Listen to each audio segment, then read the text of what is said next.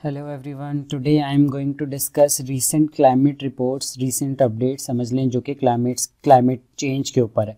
तो you must know these kind of climate reports जो कि आपको रीसेंट अपडेट्स देती हैं, ठीक है। And you can easily incorporate this kind of data in your every question, चाहे वो आपका किसी भी रिलेटेड, आप कोई पैराग्राफ्स लिख रहे हैं, कोई ऐसे लिख रहे हैं, कोई भी चीज़ लिख रहे हैं, आप क्वेश्चन कर रहे हैं, कोई भी आर्ग्यूमेंट दे रहे हैं, तो उसके अंदर आप ये वाली बातें लिख सकते हैं कि जो रीसेंट क्लाइमेट रिपोर्ट्स क्या बात कर रही हैं, क्या बता रही हैं, क्या फैक्ट्स फिगर्स दे रही हैं, तो आपने सारी चीज़ें देखनी है। अच्छा, अब हम क्लाइमेट रिपोर्ट्स देख रहे हैं, कुछ ओवरऑल ग्लोब की देखेंगे, कुछ पाकिस्तान के ऊपर देखेंगे, ठीक है। 4-5 में क्लाइमेट की रिपोर्ट्स लेके आए हूँ, उसका क्रक्स निकाल के लाए हूँ, तो आपको पता होना चाहिए। सबसे पहली रिपोर्ट है 2022 की आई है, एमिशंस गैप रिपोर्ट IPCC ने दी है, ठीक है। इसके हिसाब से कार्बन इमिशंस जो है ना वो हमें कट करने की ज़रूरत है। 45% कट करेंगे 2030 तक और 30% कट करेंगे 2030 तक। अगर हमने 1.5 अचीव करना है, 1.5 सेंटीग्रेड तक, जो कि हमारे टारगेट रखा हुआ है पेरिस क्लाइमेट एग्रीमेंट के अंदर, कि हमने 1.5 से ऊपर नहीं जाने देना, ठीक है। 1.1 हो चुका है, हमें पता है 1.18 हो चुका है, हमारे वर्ल्ड का टेम्परेचर ग्लोब इंक्रीज हो गया प्री इंडस्ट्रियल एरा से ज़्यादा, 1.18 इंक्रीज हो गया, और हमने टारगेट रखा है कि 1.5 तक रोकेंगे और 2 से ऊपर तो जाने ही नहीं देना, वरना इसके ड्रास्टिक इम्पैक्ट्स हैं। लेकिन हमारी ये वाली रिपोर्ट बता रही है, एमिशंस गैप रिपोर्ट 2022 IPCC की, इंटरनेशनल वो प्लेटफॉर्म फॉर कार्बन कंट्रोल, पता नहीं इस तरीके से कोई नाम है, UNFCC एक होता है और एक IPCC इसी के अंडर आता है, ठीक है। तो हमें 30% कट करना है 2030 तक, अगर हमने 2 सेंटीग्रेड तक रोकना है तो, क्योंकि इतने ज़्यादा एमिशंस कट करने और ऐसी कोई प्रोग्रेस फिलहाल नहीं हो रही है। हम आगे देखेंगे, अलग अलग रिपोर्ट्स हैं। अच्छा, इसी रिपोर्ट के हिसाब से जो हमारी current green house gas emissions चल रही हैं, ये हमें लेके चले जाएंगे 2.8 centigrade rise in the temperature of global warming. हमारी 2.8 सेंटीग्रेड बढ़ जाएगा वर्ल्ड का टेम्परेचर, और this will have a drastic consequences in terms of floods, in terms of droughts, floods और सुनामी, जो भी आपकी जो सारी क्लाइमेट पैटर्न्स ही चेंज हो जाएंगे। हमने देख लिया 1.1 के ऊपर कितने ड्रास्टिक हर जगह पे पूरी ग्लोब के अंदर इसके कॉन्सिक्वेंसेस हमने देखे हैं। तो ये वाली रिपोर्ट हमें बता रही है कि इतने हमने कट करने हैं on the frequent emergency basis.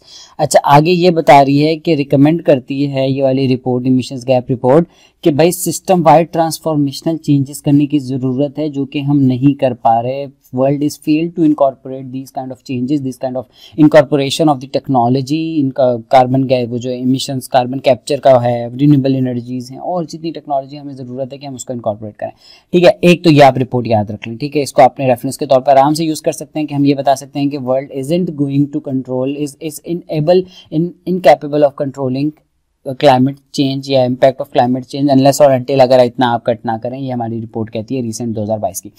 दूसरी रिपोर्ट ये है जो कि कहती है, जो रिपोर्ट का नाम है सिंथेसिस रिपोर्ट रिलीज्ड एनुअली, एक एनुअली रिपोर्ट रिलीज होती है UNFCC की, सही है, यूनाइटेड नेशन का जो फ्रेमवर्क ऑन क्लाइमेट कंट्रोल है, ठीक है। ये दूसरी रिपोर्ट है, वो ये कहती है, ये बेस्ड होती है on the assessment of climate pledges of 193 countries under Paris agreement. असल में जो आपके NFCs रखे हैं ना, क्लाइमेट प्लेजेस जो हमने किए हैं, जो नेशनल डिटरमाइंड NDCs जो हमारे हैं क्लाइमेट के ऊपर, जो हमने सेट किए हैं, उन सारों को उनका असेसमेंट करती है, प्लेजेस देखती है और सारी चीज़ों का कंक्लूजन निकाल के बताती है कि भाई क्या हो रहा है, क्या होने वाला है और क्या करना चाहिए, ठीक है। ये रिपोर्ट कहती है, the world is nowhere near the scale and pace of emission reduction due required to put track to 1.5। अब ये भी वही वाली बात कर रही है कि भाई वर्ल्ड ऐसी किसी भी स्टेज पे नहीं है, ऐसी किसी भी स्केल पे नहीं है कि वो 1.5 डिग्री सेंटीग्रेड तक ग्लोबल टेम्परेचर को रोक सके, ठीक है। सिर्फ ये कह रहा है कि एक्सेप्ट 24 कंट्रीज जो हैं, उनके अलावा all other ignore the updated NDCs को उन्होंने इग्नोर कर दिया और अपडेट नहीं किया अपने NDCs को। COP27 में से कोई अपडेट करके नहीं लेके आया जो उन्हें लेके आना चाहिए था 27 के अंदर, ठीक है। तो इसका मतलब अल्टीमेटली क्या है कि भाई वर्ल्ड का जो टेम्परेचर हमने टारगेट रखा है वो हमारा कम नहीं हो सकेगा, ठीक है। तो ये वाली रिपोर्ट भी हमें वार्न कर रही है, जैसे कि ऊपर वाली रिपोर्ट हमें वार्न कर रही है। नेक्स्ट रिपोर्ट जो है, तीसरी रिपोर्ट, वो क्या है, report on long term low emission development strategies by UNFCC। अब ये पहली वाली हमने देखी सिंथेसिस रिपोर्ट जो कि एनुअली रिलीज होती है, ये लॉन्ग टर्म इमिशंस के ऊपर है कि लॉन्ग टर्म जो इमिशंस हमने करने हैं ना अपने, उसकी स्ट्रेटजी क्या होनी चाहिए। ये भी UNFCC ने एक रिपोर्ट दी है। इसने क्या बोला, रिव्यू द प्लान्स, इसने रिव्यू किए प्लान्स को for the net zero emissions के जो टारगेट रखे हैं ना, इसको रिव्यू किया बाय द मिड सेंचुरी। क्या सीन है उसका पूरा, अब ये बता रहे हैं, countries green house gas emission could be 68% lower in 2050, ठीक है, देन इन 2019। जो current green house gases emissions है ना वो 68% लोअर हो जाएंगे 2050 में। ठीक है, एक तो ये बात कर रहे हैं। दूसरा ये कह रहे हैं कब होंगे, अगर if pledges were fully met and long term strategies were followed. ये वाली रिपोर्ट ये कह रही है कि अगर लॉन्ग टर्म टारगेट्स जो है ना, स्ट्रेटजीज, वो सारी फुलफिल की जाए, प्लानिंग, वो जो प्लेजेस हैं वो एनडीसीज को फुलफिल किया जाए, then the world is going to control is able to achieve this 68% lower target in 2050. ठीक है, the world still get 1.8 degree centigrade warming. अच्छा, अब यही कहना चाह रहे हैं अगर ये प्लेजेस पूरे हो भी गए तो भी आपकी 1.8 डिग्री सेंटीग्रेड वार्मिंग होगी, जैसे कि हमने ऊपर वाली रिपोर्ट में पढ़ा है। वो ये कह रहे हैं 2.8 तक चला जाएगा। ये कह रही है कि अगर लॉन्ग टर्म सारी स्ट्रेटजीज फिल हो जाए फिर भी 1.8 डिग्री सेंटीग्रेड वार्म हो जाएगा। इसके अंदर मेरे पास बहुत सारे मुझे बुक्स के रेफरेंस याद आ रहे हैं, जो मैं अक्सर वीडियोज में बताता हूँ। फिलहाल यहाँ पे मैं सारी रिपोर्ट्स को मेंशन कर रहा हूँ जो कि आपको लाजमी पता होनी चाहिए अपने फैक्ट्स फिगर्स के हिसाब से। ठीक है, जो भी 62 कंट्रीज की सिग्नेटरीज है ना, 62 कंट्रीज जो हैं, अगर वो सारे अपने प्लेजेस को पूरा कर लें फिर भी वर्ल्ड 1.8 डिग्री सेंटीग्रेड वार्म होगी, ग्लोबल वार्मिंग होगी। तो these are all stats show that कि भाई world is incapable of controlling climate change. एक और रिपोर्ट है, वो है एनुअल वर्ल्ड एनर्जी आउटलुक के ऊपर 2022 की by IEA, International Energy Agency की जो रिपोर्ट है, एनुअल रिपोर्ट है। ठीक है, एनर्जी आउटलुक। वो ये कह रही है कि नेशनल प्लेजेस जो है ना वो बेयरली कट प्रोजेक्टेड इमिशंस इन दी 2030। वो ये अपने इमिशंस को कट नहीं कर सकती 2030 तक, despite all breakthroughs in renewables, global fossil fuel use has grown wrong side. अब हुआ ये है कि भाई अलॉन्ग साइड चल रही है आपकी फॉसिल फ्यूल की कंजम्पशन, और रिन्यूएबल सारी चीज़ों को आप इनकॉर्पोरेट कर भी लें तो ये ग्लोब जो है ये टारगेट अचीव नहीं कर सकता 2030 तक। ये वाली रिपोर्ट भी यही कह रही है। तो अगर हम देखें ये चारों रिपोर्ट्स यही चीज़ हाईलाइट कर रही हैं कि भाई एक ड्रास्टिक वार्निंग की तरफ हमें वो इशारा दे रही हैं सारी चीज़ें। ठीक है, वर्ल्ड मेट्रोलॉजिकल ऑर्गेनाइजेशन की एक रिपोर्ट है, 5वीं रिपोर्ट, ये देख लें। ये क्या कह रही है, वर्ल्ड WMO की रिपोर्ट है। वो क्या कह रही है, state of global climate in 2022। ठीक है, रिपोर्ट ये वाली रिपोर्ट है, स्टेट ऑफ ग्लोबल क्लाइमेट बता रही है 2022 के अंदर।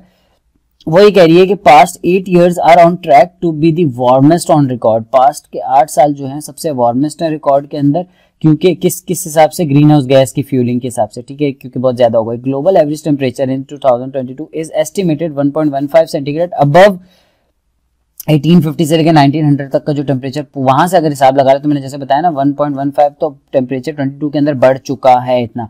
Exceptionally heavy toll on glaciers in European Alps record setting. अब जो ग्लेशियर्स मेल्टिंग हुई है वो भी रिकॉर्ड हुई है।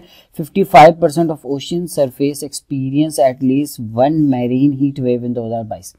वो ये कह रहे हैं कि 55% ओशियन सरफेस जो है ना एक्सपीरियंस उसने ये किया है कि एटलीस्ट एक ना एक हीट वेव उसको मेरी टाइम आई है। तो ये वाली रिपोर्ट ये भी यही बता रही है कि भाई बहुत ज़्यादा मतलब वर्स्ट सिचुएशन होती जा रही है क्लाइमेट चेंज की। ये रिपोर्ट है वर्ल्ड मेट्रोलॉजिकल ऑर्गेनाइजेशन की। उसने करंट स्टेट बताई, एक ने लॉन्ग टर्म बताई, एक ने एनर्जी की सिचुएशन बताई, तीसरे ने प्लेजेस के बारे में बताया, और सबसे पहले जो हमने पढ़ी मिशन गैप की वो 2050 की बात बता रहे हैं। अच्छा, अब एक और रिपोर्ट है वो हमारी रिलीज हुई है फ्लड्स के इम्पैक्ट्स के ऊपर। ठीक है, अलग भी डील करते हैं लेकिन फ्लड की, क्योंकि ये सारी भी क्लाइमेट चेंज के अंदर आ जाती है। फ्लड के कॉन्सिक्वेंसेज जो हुए हैं ना पाकिस्तान के अंदर, वो हम देख रहे हैं कि वो आपका पोस्ट डिजास्टर PDNA रिपोर्ट से कह रहे हैं, post disaster need assessment report है, बाय गवर्नमेंट ने बनाई है। ठीक है, with the help of world bank, ADB, Asian development bank, EU भी है इसके अंदर, यूनाइटेड नेशन की एजेंसी, सारों ने मिलकर एक रिपोर्ट बनाई है पाकिस्तान के फ्लड की असेसमेंट की। उसका नुकसान जो है, लॉस एंड डैमेज का, जो हमारा पूरा क्लाइमेट जस्टिस चल रहा है ना, लॉस एंड डैमेज हम पढ़ेंगे आगे, क्लाइमेट जस्टिस का भी पूरा आर्गुमेंट, सारे क्लाइमेट को डिटेल में हम स्टडी करेंगे एक वीडियो के अंदर। फिलहाल हम रिपोर्ट समझ रहे हैं, बाद में कुछ कॉन्सेप्ट देखेंगे और फिर उसके बाद आगे उसकी डिटेल्स देखेंगे। अच्छा, अब PDNA रिपोर्ट ये कह रही है कि floods pushed 9.1 million in poverty के अंदर, 9.1 मिलियन को पॉवर्टी में ले गया ये flood. 7 million will be fall further, और मजीद 7 मिलियन पीपल पॉवर्टी से लाइन नीचे चले जाएंगी। 7.6 मिलियन पीपल ने फूड इनसिक्योरिटी फेस कर रहे हैं।